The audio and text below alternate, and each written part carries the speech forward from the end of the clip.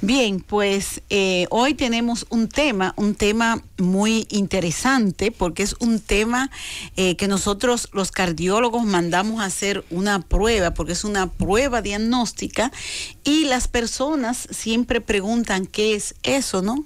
Entonces, como esta es la Universidad del Pueblo, entonces hoy vamos a tratar lo que es la prueba de esfuerzo, llamada también ergometría, ¿no? Entonces, para tales fines, tenemos aquí a un especialista justamente en prueba de esfuerzo, que es la doctora Jocelyn Medina. Buenos días, doctora. Buenos días, para mí es un gran placer estar aquí compartiendo esta mañana con ustedes. Bien, la doctora Jocelyn Medina es doctora graduada en la Universidad Autónoma de Santo Domingo con una especialidad de cardiología clínica en la Universidad de Sao Paulo, Brasil, Instituto del Corazón de Sao Paulo.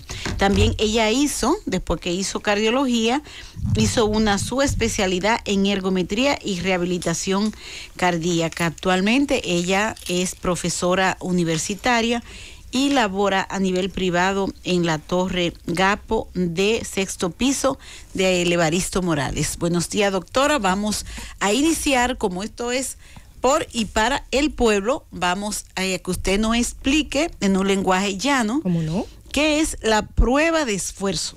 Muy bien. La prueba de esfuerzo, como usted muy bien indicaba, es un método diagnóstico que se utiliza mucho en cardiología. Es un método diagnóstico que tiene muchas ventajas porque es económico, fácil de realizar y casi todas las personas pueden realizarlo.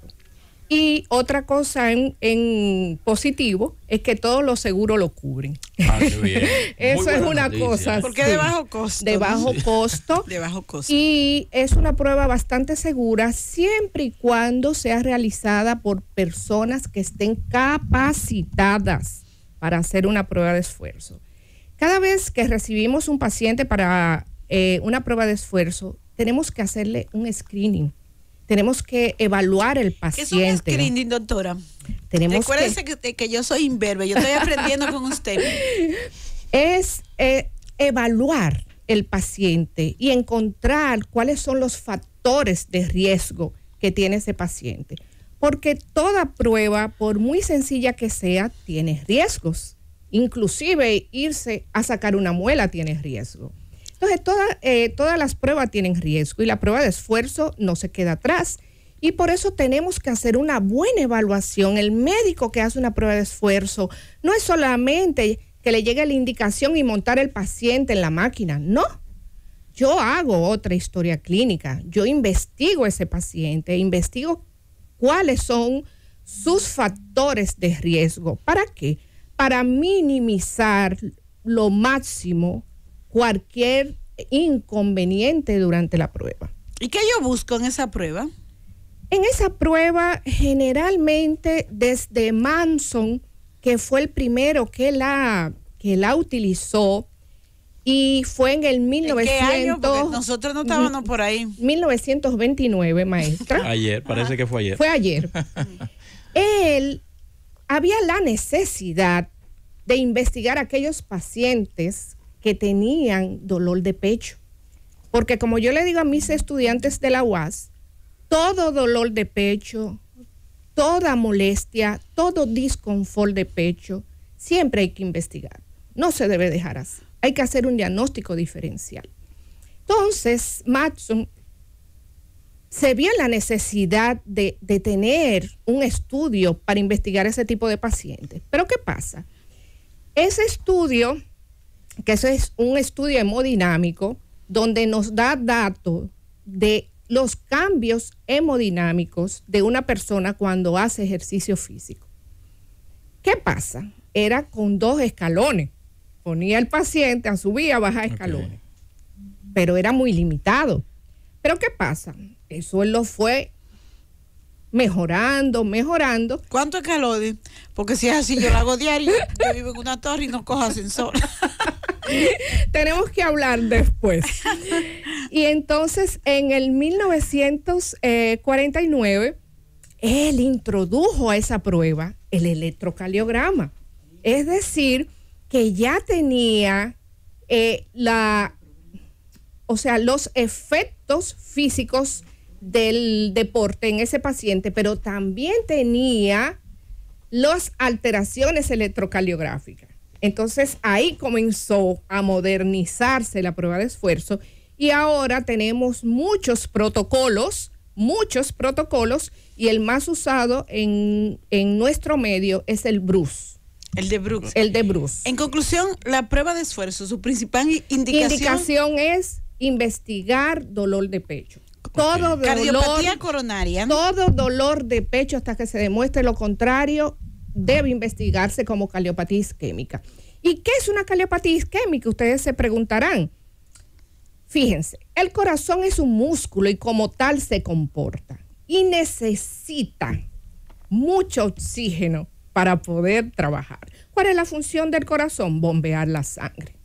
Entonces necesita de una irrigación adecuada ese músculo.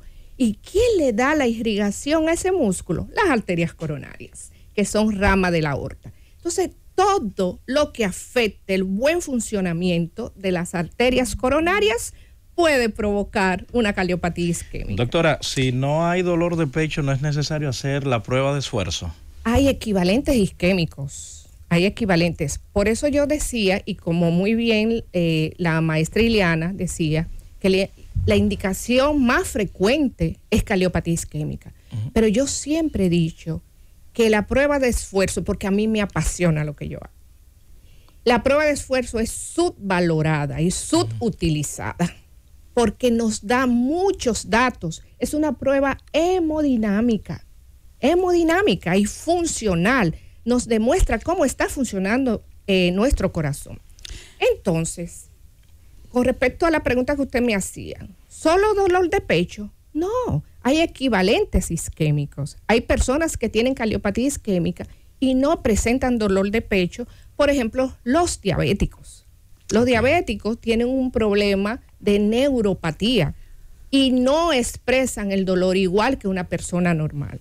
Entonces hay equivalentes isquémicos como son disnea al esfuerzo, puede ser mareos, tonturas, desmayo, síncope, presíncope, y puede ser también claudicación intermitente, y esto es el dolor en la batata de la pierna, como las personas hablan cuando hacen ejercicio. Entonces, eso es equivalente isquémico. Entonces, con respecto a lo que yo le decía, que es subvalorada, cuando yo hago una prueba de esfuerzo, que me encanta, no solamente estoy viendo cardiopatía isquémica, yo estoy valorando a todo el paciente. Una de las cosas que podemos valorar en la prueba de esfuerzo es el comportamiento de la presión arterial ante el esfuerzo, porque es una prueba hemodinámica y es haciendo ejercicio. ¿Y lo normal, cómo debe comportarse la presión? En una persona... Porque hay momentos, o sea, ahorita yo quiero que tú expliques en qué consiste la prueba. Exacto. Y como hay varias etapas, en la última etapa ya el paciente, por supuesto, se aumenta la velocidad y también la inclinación. Sí. Entonces, ¿cómo se debe de comportar la presión en un paciente que está haciendo la prueba? Por supuesto. Como es un parámetro hemodinámico muy importante para la prueba, nosotros debemos de tener eso claro antes de comenzar la prueba. Tenemos que tener la presión basal del paciente y otro parámetro hemodinámico que se toma en cuenta es la frecuencia cardíaca. Entonces tenemos que tener eso muy claro antes de comenzar la prueba, ¿no? ¿Por qué? Porque una persona normal, la presión y la frecuencia debe ir subiendo gradualmente con el ejercicio. Y ahí entonces ya vamos a tener datos de ese comportamiento. Entonces, una persona que llegue ya con la presión alta a la prueba no debe someterse. No. ¿Por qué no? Porque entonces va a haber un evento desagradable en la prueba. Porque ya ese paciente tiene la presión alta y el ejercicio entonces se la va a subir más. ¿Entendieron? ¿Y la frecuencia cómo debe de estar? La frecuencia debe estar normal, una frecuencia normal. Si está por encima de los valores, por ejemplo, si un paciente, hay pacientes que llegan y ya terminaron la prueba sin montarlo, que ya tienen la frecuencia máxima. O sea, hay una frecuencia máxima que nosotros debemos Por alcanzar. supuesto, eso es otro. La frecuencia se puede calcular con la edad del paciente. Entonces, hay un número clave, que es una constante, 220. Menos la edad del paciente. Esa es la frecuencia máxima que yo debo de alcanzar. Esa es la frecuencia máxima que se debe alcanzar. Y está la frecuencia submáxima, que sería el 85%. Obteniendo la máxima, se hace una regla de 3 y se busca la de 85%. A propósito de edad, ¿se puede hacer o es recomendable hacer la prueba de esfuerzo a cualquier edad? Sí, no hay problema. Yo he tenido... Si puede el paciente, porque sí, claro. Te voy a decir, hay pacientes que tienen problemas de reumatismo, problemas de las piernas, que las rodillas, que tú no lo puedes hacer una prueba de esfuerzo. Es como yo comenzaba diciéndolo, que yo tengo que evaluar. No es que la doctora me manda un paciente y yo le voy a hacer la prueba. No. Okay. Yo he dejado de hacer pruebas, aunque me la manden. Claro. Porque no, mi criterio impera en mi laboratorio de ergometría. Claro. Y los pacientes asmáticos, los pacientes enfisematosos, que son pacientes que tienen una capacidad respiratoria limitada, ¿ellos califican para una prueba de esfuerzo? Esos pacientes generalmente uno escoge una prueba de esfuerzo junto con la espirometría. Sería lo ideal. ¿Tienen que llevarla? No. Y hay pruebas que son combinadas, maestra. Porque déjame decirte, las pruebas de esfuerzo se hacen en una banda sin fin y también en una bicicleta. Sí. ¿Esos pacientes pueden ser sometidos en una bicicleta? No. Sí. Se puede. Se puede. A mí me gusta más la banda sin fin. Lógico. Porque tú tienes más control de la velocidad. Porque el paciente cuando está pedaleando empieza a bajar. Entonces, explícanos, doctora, ¿en qué consiste esa prueba de esfuerzo? No sé si nos da tiempo. ¿Cómo no? Vamos a escuchar esa parte para luego pasar a una pausa y el regreso a la participación del público. ¿En qué consiste la prueba, doctora? La prueba de esfuerzo consiste en someter al paciente a un ejercicio controlado, supervisado, y según el protocolo que se utiliza, va a estar dividido en estadios. Cada estadio dura 3 minutos y va a tener una velocidad X y una inclinación X. 3 minutos dura. 3 minutos. Por lo menos el protocolo que más usamos, que es el de Bruce. Hay un protocolo que es el de Naughton, que son 2 minutos, y ese se utiliza para pacientes que ya se le va a dar de alta después de un infarto agudo del miocardio. ¿Y a qué termina de explicar para... Entonces, ¿en qué consiste la prueba? Ustedes lo que quieren saber qué es lo que el paciente... ¿Qué es lo que hace? Ok. El paciente debe llegar a nuestro laboratorio con un desayuno ligero, ropa deportiva, porque ese es el gimnasio. Yo digo que ese departamento es el gimnasio del hospital.